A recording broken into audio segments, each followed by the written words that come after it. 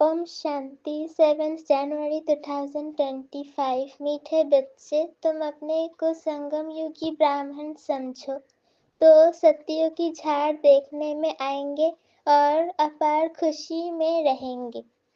प्रश्न: जो ज्ञान के शौकीन बच्चे हैं उनकी निशानी क्या होगी? उत्तर: वे आपस में ज्ञान की ही बातें करेंगे, कभी परचिंतन नहीं करेंगे, एकांत में जाकर विचार सागर मंथन करेंगे। प्रश्न: इस सृष्टि ड्रामा का कौन सा राज तुम बच्चे ही समझते हो? उत्तर: इस सृष्टि में कोई भी चीज सदा कायम नहीं है सिवाय एक शिव बाबा के। पुरानी दुनिया की आत्माओं को नई दुनिया में ले जाने के लिए कोई तो चाहिए। ये भी ड्रामा का राज तुम बच्चे ही समझते हो। ओम शांति। रूहानी बच्चों प्रति पुरुषोत्तम संगम युग पर आने वाला बाप समझा रहे हैं। ये तो बच्चे समझते हैं हम ब्राह्मण हैं, अपने को ब्राह्मण समझते हो, वह ये भी भूल जाते हो। ब्राह्मणों को अपना कुल नहीं भूलता है। तुमको भी ये जरूर याद रहना चाहिए कि हम ब्राह्मण हैं। एक बात याद रहे तो भी बेड़ा पार है। संगम पर तुम नई नई बातें सुनते हो तो उसका चिंतन चलना चाहिए, जिसको विचार सागर मंथन कहा जाता है। तुम हो रूप बसंत, तुम्हारी आत्मा में सारा ज्ञान भरा जाता है तो रतन निकलने चाहिए। अपने को समझना है हम संगम युगी ब्राह्मण हैं।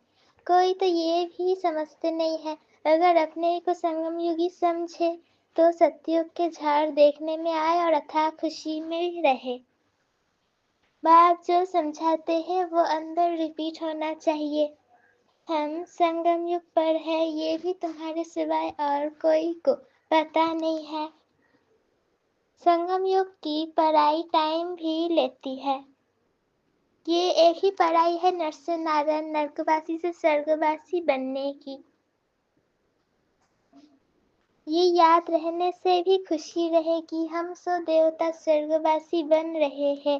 संगम युगवासी होंगे तब तो स्वर्गवासी बनेंगे। आगे नरकवासी थे तो बिल्कुल गंदी अवस्था थी, गंदे काम करते थे, अब वो मिटाना है। मनुष्य से देवता स्वर्गवासी बनना है। कोई की स्त्री मर जाती है, तुम पूछो तुम्हारी युगल कहाँ है, कहेंगे वो स्वर्गवासी हो गई। स्वर्ग क्या चीज है वो नहीं जानते। अगर स्वर्गवासी हुई फिर तो खुश होना चाहिए ना। अभी तुम बच्चे इन बातों को जानते हो, अंदर विचार चलना चाहिए। हम अभी संगम पर है, पावन बन रहे हैं, स्वर्ग का वर्षा बाप से ले रहे हैं। ये घड़ी घड़ी सिमरन करना है, भूलना नहीं चाहिए। परंतु माया भुलाकर एकदम कलियुगी बना देती है। एक्टिविटी ऐसी चलती है जैसे एकदम कलियुगी। वो खुशी का पारा नहीं रहता, शक्ल जैसे मुर्दे मिसिल। बाप भी कहते हैं सब काम चिता पर बैठ जलकर मुर्दे हो पड़े हैं। तुम जानते हो हम मनुष्य से देवता बनते हैं तो वो खुशी होनी चाहिए ना। इसलिए गायन भी है, अतीन्द्रिय सुख की भासना गोप गोपियों से पूछो। तुम अपने दिल से पूछो, हम उस भासना में रहते हैं। तुम ईश्वरीय मिशन हो ना। ईश्वरीय मिशन क्या काम करती है? पहले तो शूद्र से ब्राह्मण, ब्राह्मण से देवता बनाती है। हम ब्राह्मण हैं ये भूलना नहीं चाहिए। वो ब्राह्मण तो झट कह देते हैं हम ब्राह्मण हैं, वो तो है कुक की संतान। तुम हो मुख वंशावली। तुम ब्राह्मणों को बहुत नशा होना चाहिए। गाया हुआ भी है ब्रह्मा भोजन। तुम किसी को ब्रह्मा भोजन खिलाते हो तो कितना खुश होते हैं। हम पवित्र ब्राह्मणों के हाथ का खाते हैं। मनसा वाचा कर्मणा पवित्र होना चाहिए, कोई अपवित्र कर्तव्य नहीं करना चाहिए। टाइम तो लगता है, जन्मते ही तो कोई नहीं बनता। भल गान है सेकंड में जीवन मुक्ति। बाप का बच्चा बना और वर्षा मिला, एक बार पहचान कर कहा ये प्रजापिता ब्रह्मा है। ब्रह्मा बलद शिव निश्चय करने से ही बारिश हो जाता है। फिर अगर कोई अकर्तव्य करेंगे तो सजाएं बहुत खानी पड़ेगी, जैसे काशी कलबट का समझा है। सजा खाने से हिसाब किताब चुकता हो जाता है। मुक्ति के लिए ही कुएं में कूदते थे। यहाँ तो वो बात नहीं है। जब बाबा बच्चों को कहते हैं मामेकम याद करो, कितना सहज है, फिर भी माया का चक्र आ जाता है। ये तुम्हारी युद्ध सबसे जास्ती टाइम चलती है, बाहुबल की युद्ध इतना समय नहीं चलती है। तुम तो जब से आए हो युद्ध शुरू है। पुरानी से कितने युद्ध चलती है, नए जो आएंगे उनसे भी चलेगी। उस लड़ाई में भी मरते रहते हैं, दूसरे शामिल होते रहते हैं, यहाँ भी मरते हैं, वृद्धि को भी पाते हैं, झाड़ बड़ा तो होना ही है। बाप मीठे मीठे बच्चों को समझाते हैं, ये याद रहना चाहिए। वो बाप भी है, सुप्रीम टीचर भी है, सदगुरु भी है। श्री कृष्ण को तो सदगुरु बाप टीचर नहीं कहेंगे। तुम्हें सबका कल्याण करने का शौक होना चाहिए। महारथी बच्चे सर्विस पर रहते हैं, उन्हों को तो बहुत खुशी रहती है। जहाँ से निमंत्रण मिलता है भागते हैं। प्रदर्शनी सर्विस कमेटी में भी अच्छे अच्छे बच्चे चुने जाते हैं। उन्हों को डायरेक्शन मिलते हैं, सर्विस करते रहे तो कहेंगे ये ईश्वरीय मिशन के अच्छे बच्चे हैं। बाप भी खुश होगा, ये तो बहुत अच्छी सर्विस करते हैं। अपने दिल से पूछना चाहिए, हम सर्विस करते हैं? कहते हैं on God fatherly service. God father की सर्विस क्या है? बस सबको यही पैगाम तो मन मना भव। आदि मध्य अंत की नॉलेज तो बुद्धि में है। तुम्हारा नाम ही है स्वदर्शन चक्रधारी, तो उसका चिंतन चलना चाहिए। स्वदर्शन चक्र रुकता थोड़ी है। तुम चैतन्य लाइट हाउस हो, तुम्हारी महिमा बहुत गाई जाती है। बेहद के बाप का गायन भी तुम समझते हो। वो ज्ञान का सागर पतित पावन है, गीता का भगवान है। वही ज्ञान और योग बल से ये कार्य कराते हैं। इसमें योग बल का प्रभाव बहुत है। भारत का प्राचीन योग मशहूर है, वो तुम अभी सीखते हो। सन्यासी तो हठ जोगी है, वो पतितों को पावन बना न सके। ज्ञान है ही एक बाप के पास, ज्ञान से तुम जन्म लेते हो। गीता को माई बाप कहा जाता है, माता पिता है ना। तुम शिव बाबा के बच्चे हो, फिर माता पिता चाहिए ना। मनुष्य तो भल गाते हैं परंतु समझते थोड़े ही है। बाप समझाते हैं इसका अर्थ कितना गुह्य है। गॉड फादर कहा जाता है, फिर माता पिता क्यों कहा जाता? बाबा ने समझा है भल सरस्वती है, परंतु वास्तव में सच्ची सच्ची मदर ब्रह्मपुत्रा है। सागर और ब्रह्मपुत्रा है, पहले संगम इनका होता है। पहले पहले संगम इनका होता है, बाबा इनमें प्रवेश करते हैं। ये कितनी महीन बातें हैं, बहुतों की बुद्धि में ये बातें रहती नहीं जो चिंतन करे। बिल्कुल कम बुद्धि है, कम दर्जा पाने वाले हैं, उन्हों के लिए बाप फिर भी कहते हैं अपने को आत्मा समझो। ये तो सहज है ना। हम आत्माओं का बाप है परम पिता, वो तुम आत्माओं को कहते हैं मामेकम याद करो तो विक्रम विनाश हो। ये है मुख्य बात। डल बुद्धि वाले बड़ी बातें समझ ना सके, इसलिए गीता में भी है मन मना भव। सभी लिखते हैं बाबा याद की यात्रा बहुत डिफिकल्ट है, घड़ी घड़ी भूल जाते हैं, कोई न कोई पॉइंट पर हारते हैं। ये बॉक्सिंग है माया और ईश्वर के बच्चों की, इसका किसको भी पता नहीं है। बाबा ने समझा है माया पर जीत पाकर कर्मातीत अवस्था में जाना है। पहले पहले तुम आए हो कर्म संबंध में, उसमें आते आते फिर आधा कल बाद तुम कर्म बंधन में आ गए हो। पहले पहले तुम पवित्र आत्मा थी, कर्म बंधन का सुख का ना दुख का था, फिर सुख के संबंध में आए। ये भी अभी तुम समझते हो। हम संबंध में थे, अभी दुख में है, फिर जरूर सुख में होंगे। नई दुनिया जब थी तो मालिक थे, पवित्र थे, अभी पुरानी दुनिया में पतित हो पड़े हैं, फिर हम सो देवता बनते हैं। तो ये याद करना पड़े ना। बाप कहते हैं मुझे याद करो तो तुम्हारे पाप मिट जाएंगे, तुम मेरे घर में आ जाएंगे, बाया शांतिधाम सुखधाम में आ जाएंगे। पहले पहले जाना है घर। बाप कहते हैं मुझे याद करो तो तुम पवित्र बनेंगे। मैं पतित पावन तुमको पवित्र बना रहा हूँ घर आने लिए। ऐसे ऐसे अपने से बातें करनी होती है, बरोबर अभी चक्र पूरा होता है। हमने इतने जन्म लिए हैं, अब बाप आया है पतित से पावन बनाने, योग बल से ही पावन बनेंगे। ये योग बल बहुत नामी ग्रामी है जो बाप ही सिखला सकते हैं। इसमें शरीर से कुछ भी करने की दरकार नहीं। तो सारा दिन इन बातों का मंथन चलना चाहिए। एकांत में कहीं भी बैठो अथवा जाओ, बुद्धि में यही चलता रहे। एकांत तो बहुत है, ऊपर छत पर तो डरने की बात नहीं। आगे तुम सवेरे में मुरली सुनने के बाद चलते थे पहाड़ों पर। जो सुना उसका चिंतन करने के लिए पहाड़ों पर जाकर बैठते थे। ये ज्ञान जो ज्ञान के शौकीन होंगे वो तो आपस में ज्ञान की बातें ही करेंगे। ज्ञान नहीं है तो फिर बड़ा चिंतन करते रहेंगे। प्रदर्शनी में तुम कितनों को ये रास्ता बताते हो, समझते हो हमारा धर्म बहुत सुख देने वाला है। दूसरे धर्म वालों को सिर्फ इतना समझाना है कि बाप को याद करो। ये नहीं समझना है कि ये मुसलमान है, मैं फलाना हूँ, नहीं। आत्मा को देखना है, आत्मा को समझाना है। प्रदर्शनी में समझाते हो तो ये प्रैक्टिस रहे। हम आत्मा भाई को समझाते हैं। अब हमको बाप से वर्षा मिल रहा है, अपने को आत्मा समझ भाइयों को ज्ञान देते हैं। अभी चलो बाप के पास, बहुत समय बिछुड़े हो। वह है शांति धाम, यहाँ तो कितनी अशांति दुख आदि है।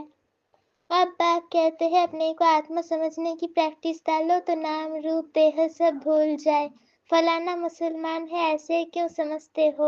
आत्मा समझकर समझाओ। समझ सकते हैं ये आत्मा अच्छी है या बुरी है। आत्मा के लिए ही कहा जाता है बुरे से दूर भागना चाहिए।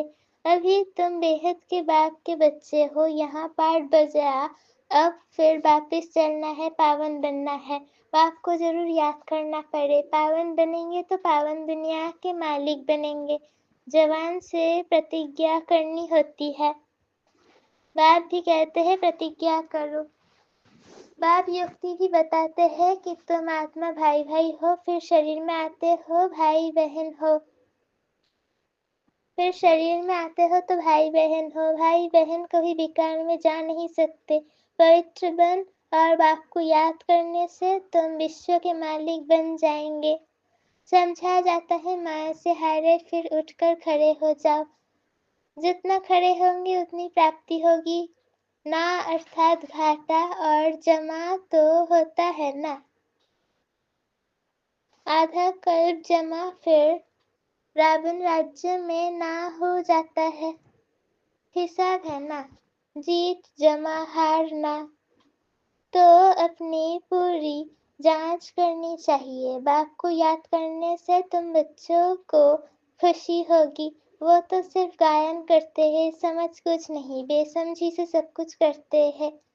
तुम तो पूजा आदि करते नहीं हो, बाकी गायन तो करेंगे ना। उस एक बाप का गायन है अव्यभिचारी। बाप आकर तुम बच्चों को आपे ही पढ़ाते हैं।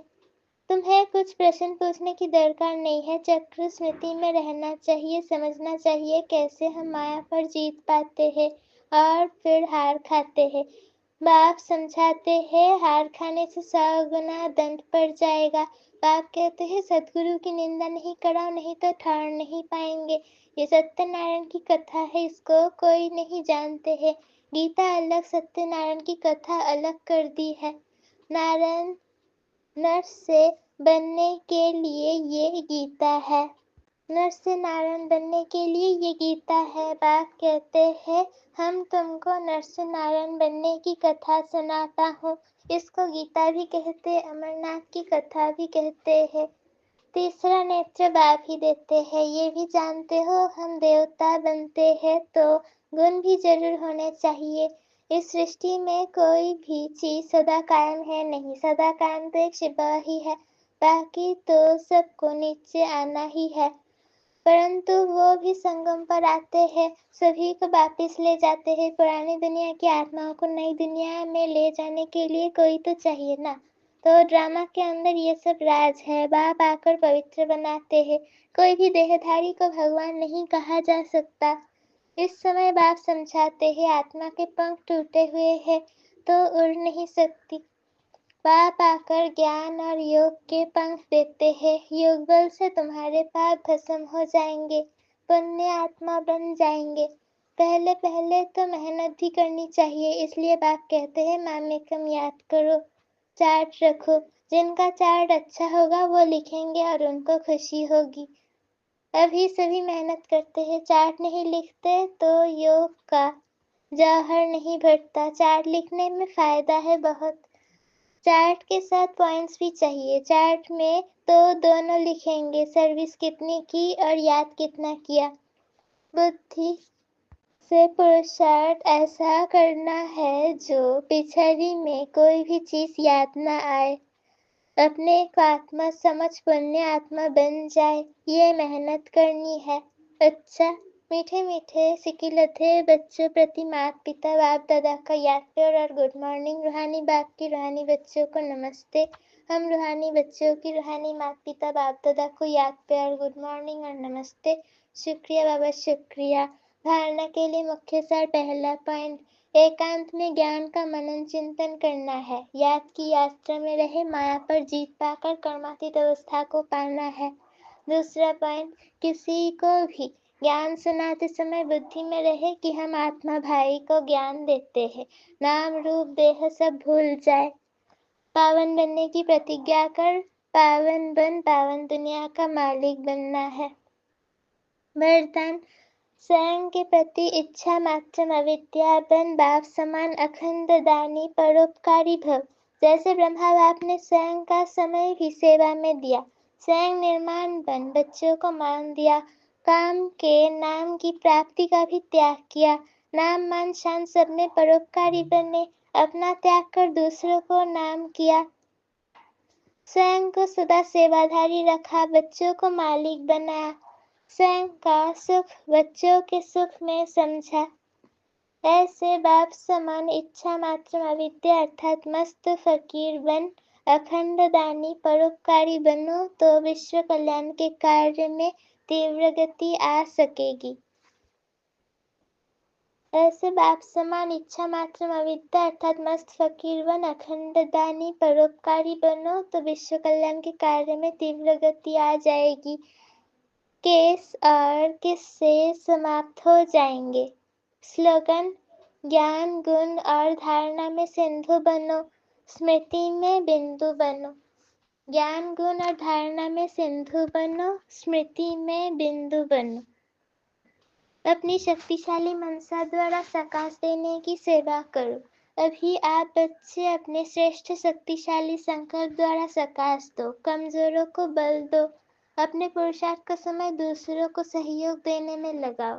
दूसरों को सहयोग देना अर्थात अपना जमा करना।